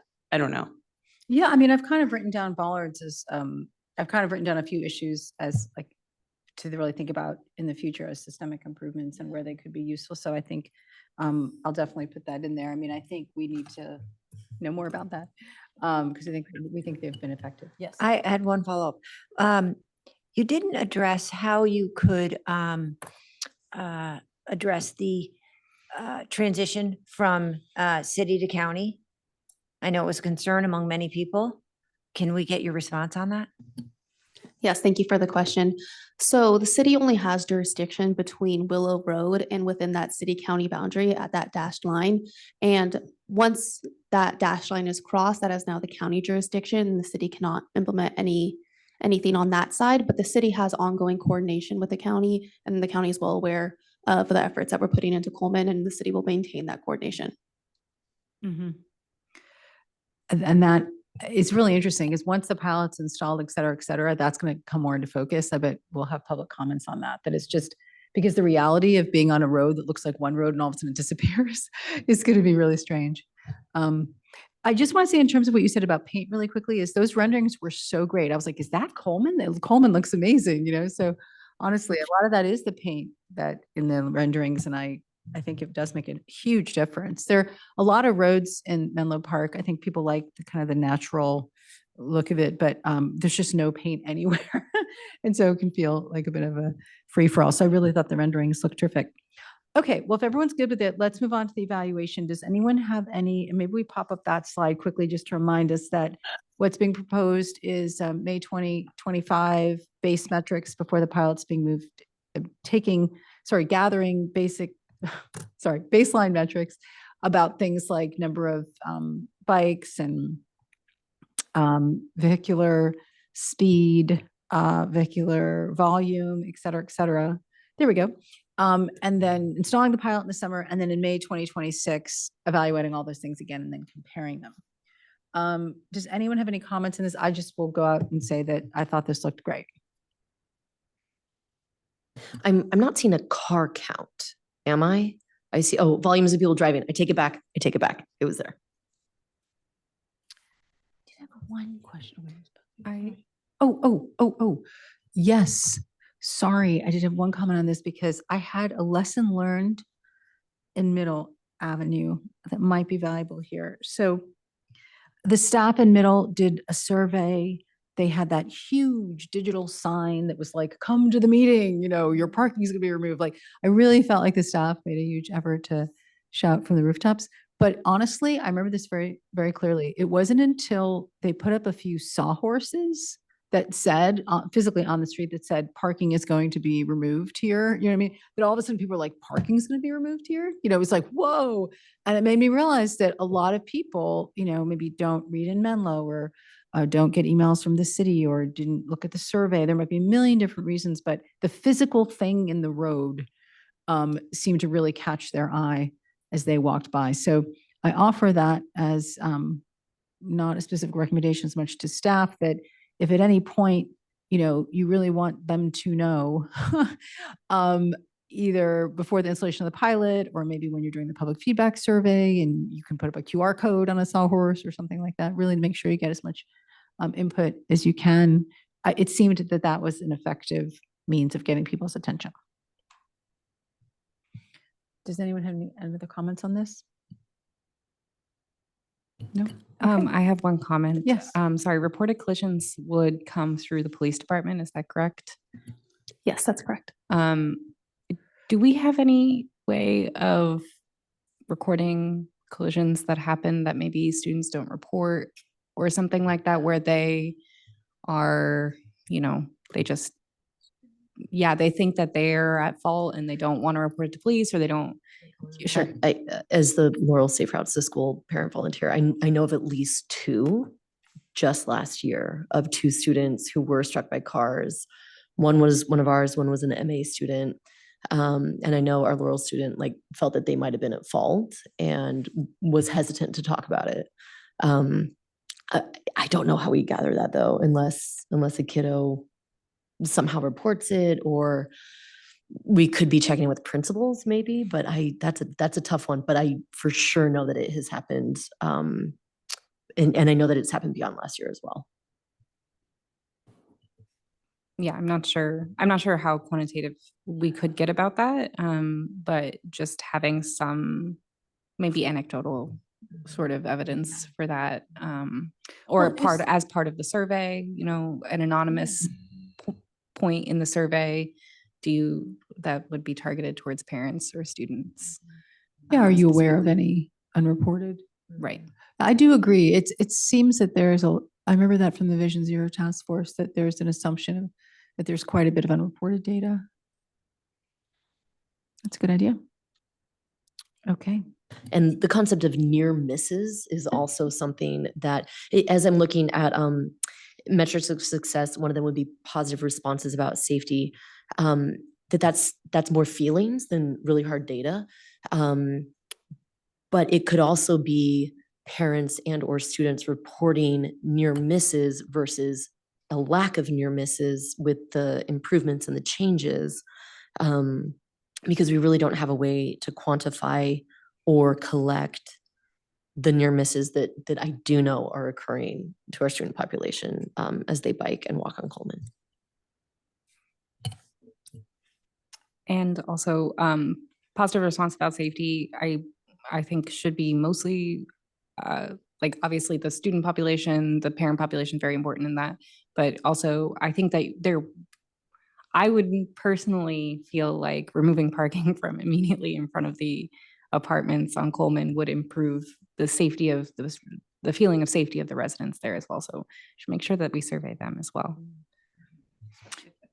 Can you say that again? Make sure we survey who? The residents of the apartments, Yes. with regards to their walking around, with regards to, you know, pulling out of driveways, with regards to, you know, their bike commutes or whatever. So I'm just quickly to follow up. I'm assuming that the survey that's going to be sent out, it's going to be available as well on the website, obviously, but it's going to be it will be mailed. Yes, mailed to the. Staff can incorporate that to make sure that residents are well aware of the survey.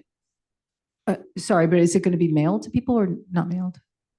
We can look into that to make sure wherever we're proposing is the most effective at reaching residents. Okay. But we're open to hearing feedback from the commission on how staff should approach that. Yeah, so for middle, it was mailed because I got it, and I truly think they mailed it to 2,500 people and they got 600 responses, which I thought was pretty good. With like a paid. It was like a postcard. Wait, it was a postcard that told you to go take the survey on the site. That's what it was. Excuse me. Thank you for correcting me. It's like a pink postcard. I remember it well. That said, basically, you know, go and take the survey. I thought that was a pretty good return rate. I think it was important in relation to Middle that the people who got it were on the side streets, not just the people on the road, because obviously a lot of people use the road.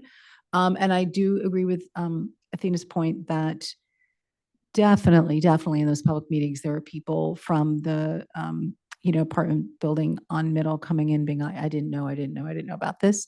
So I'm not sure whether the survey, I'm assuming, was mailed to them, but I think that we're all saying that it's worth it to invest to make sure that outreach is conducted for those residents.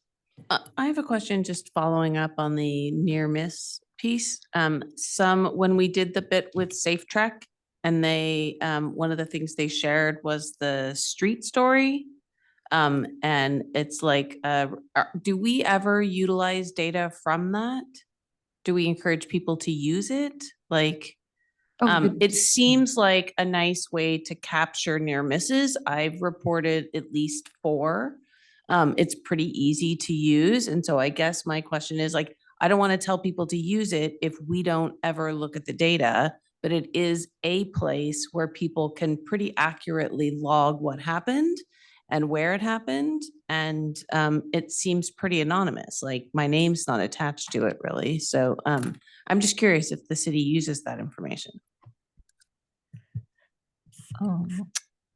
We haven't in the past, but I mean, that's something we could potentially incorporate with this project. And then also just as part of the outreach to let people know that this is a way they could report near misses. That's a good idea. I think that's really solid, because also I think when we have these meetings and when you're going to be back in these seats and letting the public know, how the metrics looked and what improved, et cetera, the extent to which you can point to data just really helps you a lot. So yes, if there's opportunity to report it more, that's good.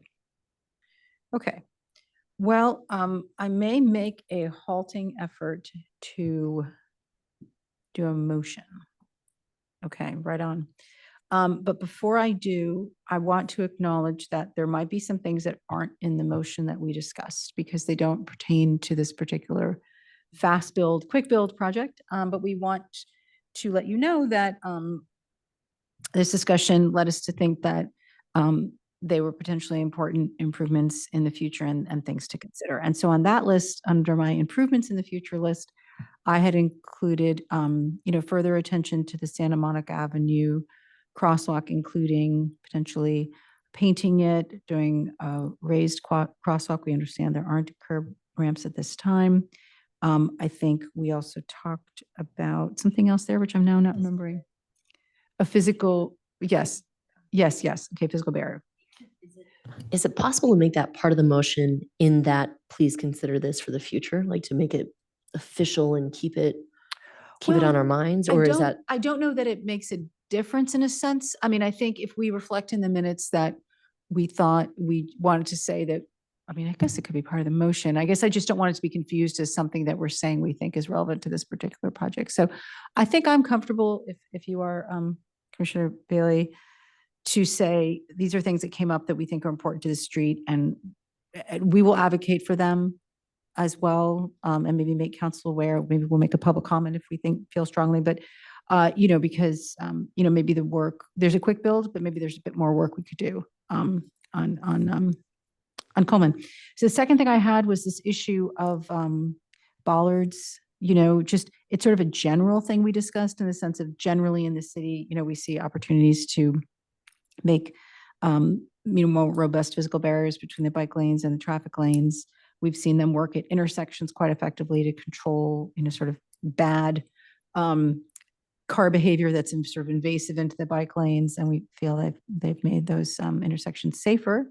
I know at some point, I think Jackie mentioned, maybe sometimes they can be in the middle of the road. So, maybe there's an opportunity for bollards on Santa Monica. Coleman. We'll continue to look at it. Maybe keep in the back of your mind if it comes up. Maybe we'll advocate for the city council. But these are things that came up that we know can't be done now, but they were important. And I think the other things there were, I think just generally, I don't know if this is Public Works or what this is, but signage about parking generally seems to not be doing the trick, or parking enforcement. We know it's hard, but the signage doesn't seem to be kind of performing the task in the absence of really robust parking enforcement, by a police force that might not have enough people to be doing that. So those were the things I had on sort of improvements to the future, but not necessarily with this pilot. So the motion that I thought about, I'll just give it a try if people want to subtract or add. But the motion was that I would put a motion down that we vote to approve the pilot design as is and the data collection and evaluation methodology that you've put together. We would recommend the following in terms of design: the fast track of the stop sign, the city coming up in the spirit of quick build, something that we could do to try to prevent people parking in the bike lanes. I recommended stickers. It might have been a terrible idea, but something that flags it to people, because right now there's nothing and there was nothing on Middle. And it was, as Jackie said, it was such a difficult problem right from the jump. And it was not safe for that reason. The third thing I had was, that's methodology, sorry. That's also methodology, sorry. Okay, there's the two things. Sorry, 1 second. Consider adding this. Yeah, okay. Okay, and then in terms of the methodology, I had make sure with outreach that we're really reaching out to people near park buildings. We understand the impact on them and we get there. And we also make sure they're aware about the parking changes. Something else I think we just said about that they're getting the survey. Okay. Also in the methodology, oh, I'm sorry. Back up. I apologize. There's a lot of notes. You had said something about painting for the design. And I don't know if that's something that could be put into the quick build. But Are we talking about said- parking spot and painting? yellow lines, I think you Well, yeah, mentioned. so I think I think I'm hopeful that there will be a solid yellow line in the middle. I don't know, I can't remember from the rendering if that's already in the plan. Yes, okay, great.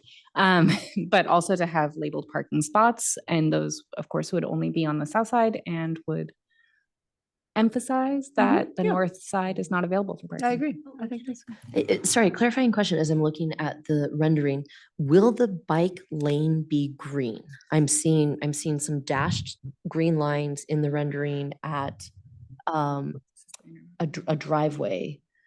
Will most of the bike lane be painted green? Doesn't look like it. It doesn't, but Right now, the renderings are showing a dashed green, and that indicates a conflict zone or potential Right. conflict zone between people who are biking and people who are driving. so no other, I am thinking like as long as we're talking paint and visual and trying to make sure that people aren't parking overnight in the bike lane, that the green might help, like the solid green. Staff can look into that. Great, thank you. We had suggested that for Middle, and Yeah. I do like the Sharrows. Are the Sharrows a go? They looked awesome. Okay. All right. So let's back up for a second.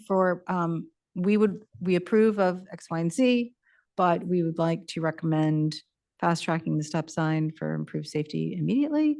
Parking enforcement needed to the staff to come up with something, but since it's a quick build pilot, let's be creative, but there's got to be one more thing we can do, because right now it's just going to be like Middle, to make sure that at least we have tried to tell people, do not park in the bike lanes at any time. That was very not clear on Middle. And then 3, we approve on the rendering what was shown in terms of the yellow line in the middle. We think that's really going to help.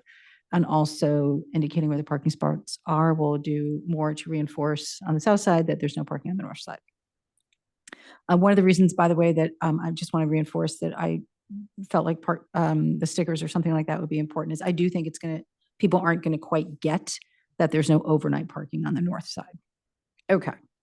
So for methodology, I had, definitely leaning into outreach, especially around people in the apartment buildings, to make sure they're aware of the change in parking that the pilot's going to initiate. We also had, I had mentioned very early on, can we consider adding metrics, success metrics comparison if there's been an increase in pedestrians?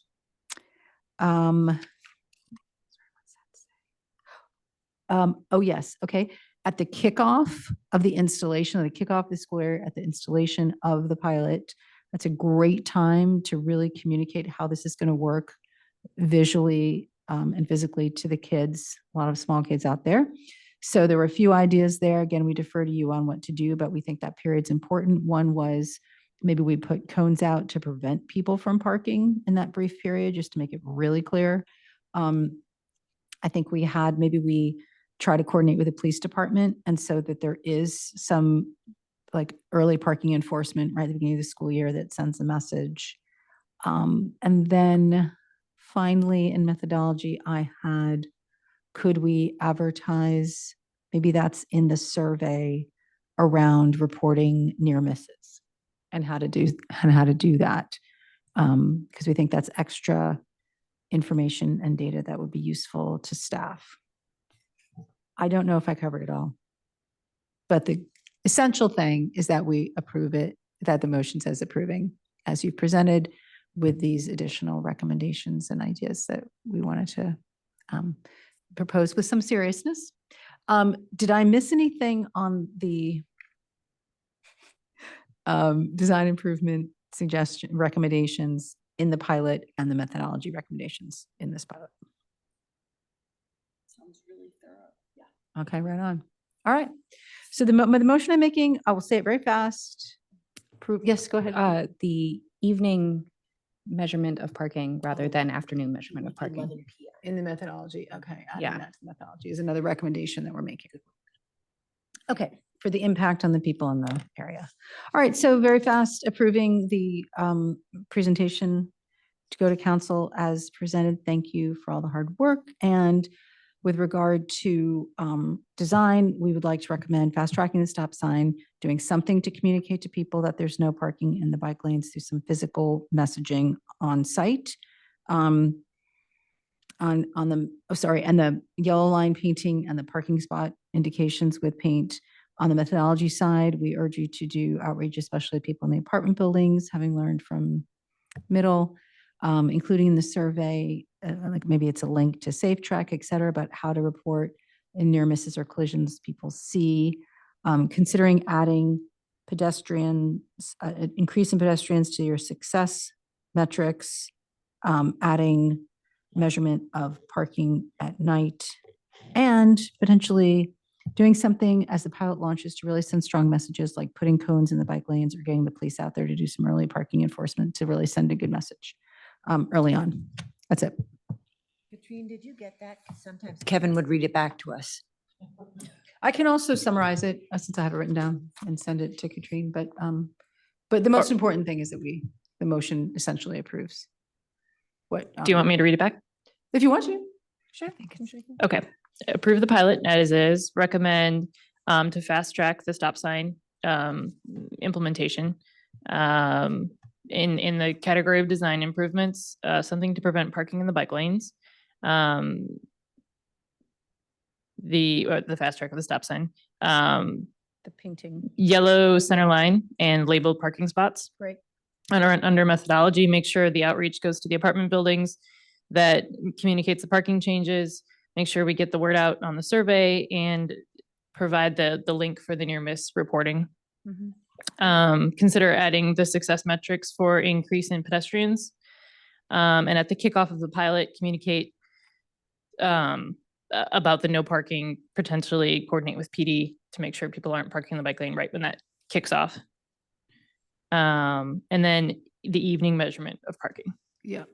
That's it. Can you also make sure that the data collection is not only the neighborhood people, but the schools, so that the children and their parents can take the survey at from like Actually, a school link in the school notes You know what? That is something I wrote. I think I sent that to you. Yeah. We, at MA and I Laurel? forgot about that.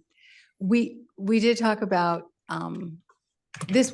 We didn't do it middle at all. I don't think we ever talked about it, but it seems like a really great opportunity in terms of outreach to make sure that, people who are like parents, kids who are biking on Coleman and walking on Coleman, they're actually, really experiencing this pilot firsthand, have a chance to take the survey. And so because they're not residents, but they're users. Yeah, I mean. So they- along the list of making sure the outreach The goes to the apartment methodology. buildings, I can add schools. Sure, Schools and precisely. apartment buildings. Just Perfect. Schools, even Do that. just Adrian at Safe Routes to get it to them.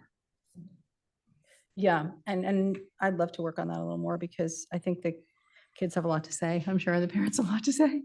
All right, well, that is my motion. I have made it. Does anyone second my motion? I'll second it. Commissioner Seabrian seconds my motion. All righty. No. Okay, well then, can we have a hand vote on the motion? I am aye. We're all aye. Okay. Appreciate your patience with the thorough discussion. We know that the city's spending a lot of time on Coleman. I think the outcome's been fantastic. I'm really looking forward to seeing this pilot in motion. Thank you for putting it in this summer. And thank you to the public, really, because a lot of people, I've been on a lot of Coleman calls, and there's always been members of the public who are really stepping up and giving their opinion. And I think they have sent the message very strongly that safety on Coleman, the city was correct to make it a priority. So thank you. Can I ask one last question now that we've made the motion and it's not connected to that motion at all? It is the street story question. Like, if that's a thing that the city is gonna sometimes look back at, like, I think it could be useful to sort of send that information through school newsletters so that parents know that that is an option. Like, I can see that there are some reported incidents on Coleman inside of the last couple of years. So I know someone's using it, but I'm just curious, like, I don't want to tell people to use it if we aren't really going to look, but if we're going to look, I'm going to tell people to use it. I mean, that might be something to get Andrea involved in. That's great. There's a meeting on Thursday. Oh, good. There's a meeting on Thursday. I'll bring it up there. Okay, too. great, because she could certainly advertise the availability of that tool, and then she could report back to people about what. She's got a straight line to PD. Yeah. Yeah, they're all in that meeting. So, Okay. yeah, I'll do that. Okay, great. I have. Oh, I have yes, go also ahead. A clarifying question unrelated to the motion, Mhm. if we're doing that. What is the status on the county side? I know that you mentioned that the county has not, somebody mentioned that the county has not made any decisions. Is it still up for debate? Like, are there still opportunities to, advocate for like street enhancements on the county side of Coleman and also Ringwood? I think folks can advocate through their county supervisor, but the city will, of course, maintain coordination with that. But any type of support would have to go to their county supervisor. So that should be, I think that's Ray Mueller. The other thing is, I at one point had signed up for being on an email list that the San Mateo County, there was some committee or something that would like send you updates on Coleman. I'll dig into my email, see if I can find it, because that might be another way to stay updated. But yeah, absolutely. Ray Mueller knows Coleman well, so. Oh. Okay. Okay. All right, well, we will move on to informational items. Under informational items, city staff provides an update on matters of importance to the commission. Informational items are not action items. However, commissioner, city staff member, or member of the public may request to make a comment or ask a question on any of the informational items. The first informational item tonight is asking Katrine if there are any update on major project status.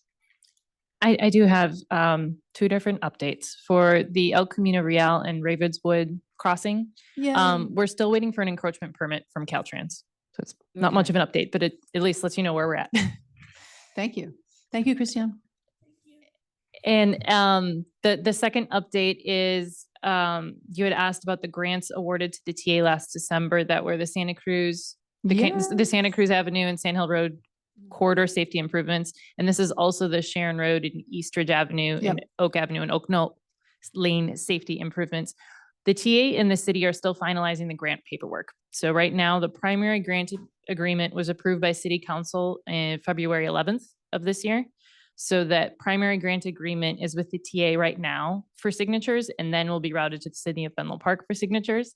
After that is finalized, the primary grant agreement, then we need a supplemental grant agreement, which will be routed between the TA and the city for signatures. And after that, the supplemental grant agreement is routed and finalized, the funding will be available.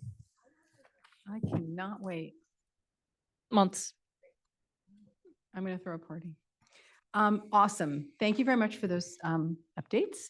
Oh, can you please call for a public comment on those updates? For virtual attendees who wish to provide public comment, you may engage the raised hand feature, or if you're calling in from a landline or cell phone, press *9 to raise your virtual hand. If you are participating in person, please wait for the chair to call your name. You can then step up to the podium to make your comment. There are no raised hands, no one in queue for public comment. I'll return the meeting to the chair. Thank you. All right, so are there anything that you want to say, Katrine, on tentative Complete Streets Commission agenda items? Yes, let me pull Oh. up I can pull up the graphic I usually show. There we go. Oh, yes, thank you.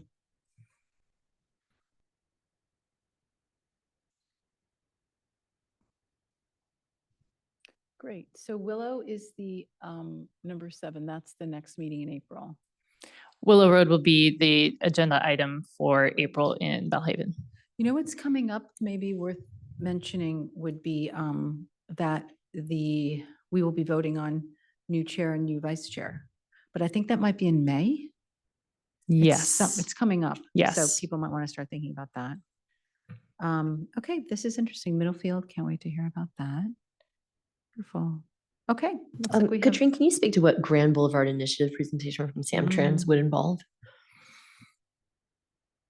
I think it's El Camino Real.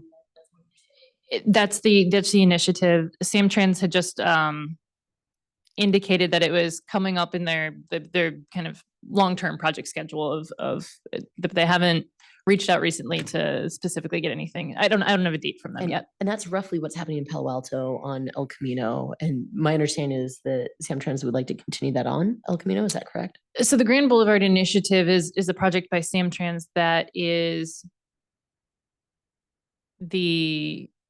I think it's just San Mateo County. So I think I'm pausing. No, because Palo Alto is attending. So I think it's the whole corridor, but it's not necessarily specific to the work Caltrans is doing. It's just looking at the whole corridor, Yeah. not related to any specific project. It's kind of the more holistic approach. I remember the Atherton folks referred to it when they were talking about bike lanes. I just feel like it will come to us. Yeah, I mean, Palo yeah. Alto, Atherton. I'm ready. Right. Ready to take it on. Okay. Okay, yes, it will. Can we have public comment on our tentative Complete Streets Commission agenda? For virtual attendees who wish to provide public comment, you may engage the raised hand feature, or if you're calling in from a landline or cell phone, press *9 to raise your virtual hand. If you are participating in person, please wait for the chair to call your name. You can then step up to the podium to make your comment. Having no one in the queue for public comment, I return the meeting to the chair. Thank you. And now under subcommittee and committee reports, I would like to hand the mic over to Commissioners Bailey and Iracomas. All right. As the Bike Rack Inventory Subcommittee, which is much more fascinating than it sounds. Commissioner Iracomas and I have created we've got it down to 9 questions that we would love to start sending out. We gathered feedback from all the other commissioners. Thank you everybody so much. The feedback we got was really great and a lot of questions were recommended. But as Athena and I went through them, it felt that a lot of them actually fit better in the Vision Zero action plan. And so what we are proposing is sending our bike survey out as far and wide as we can manage, with potentially, if the Vision Action Subcommittee is interested in, perhaps with their own survey attached, something at the end saying, thank you so much for the hopefully 10 minutes it took you to take this. If you have another 5 to 10 minutes, would you be willing to give us some more feedback on the following? So just a thought for that subcommittee, but as far as the bike inventory subcommittee, we're feeling ready to go. I think ready to go is great. I tend to be, surprisingly, because these are long meetings, I tend to be a simplifier. So I would probably just go with your survey and grab people's attention. I think it's incredible that your survey is under 10 questions. So congrats, because people will fill that out. I think whatever the questions were that you felt like, this belongs a little more in a Vision Zero survey, I would maybe lop them off into a different document or something like that and retitle it. You can send it to me. I'm the only one here from the Vision Zero. No, Matthew's here too. So I will, we can just take a look at it. I think my preference on that, or my instinct would be to coordinate with the city staff, because as we looked at just 2 minutes ago at the tentative Complete Streets Commission agendas, I know that, they're working on Vision Zero implementation. And so I think that reaching out to the public and getting, like specific kind of feedback or input on that would probably be timed with the city staff work. I'd probably want them to have, well, of course, have tons of input on what that survey would look like. So let's lop that off, send it my way. And then I think it's really good that you're getting the survey out. And I do have a follow-up with Athena on the person. There's someone who can help us, I think, get it populated in Menlo Atherton High School. So that's another thing we can look at, is like getting students to help us with the filling out the survey. Okay. Excellent work. All right, then. Well, I'm going to adjourn the meeting at 8:34 p.m. And I wish everyone a very nice month. We'll see you at Belhaven on April 9th, Belhaven Community Center, next meeting. Thank you.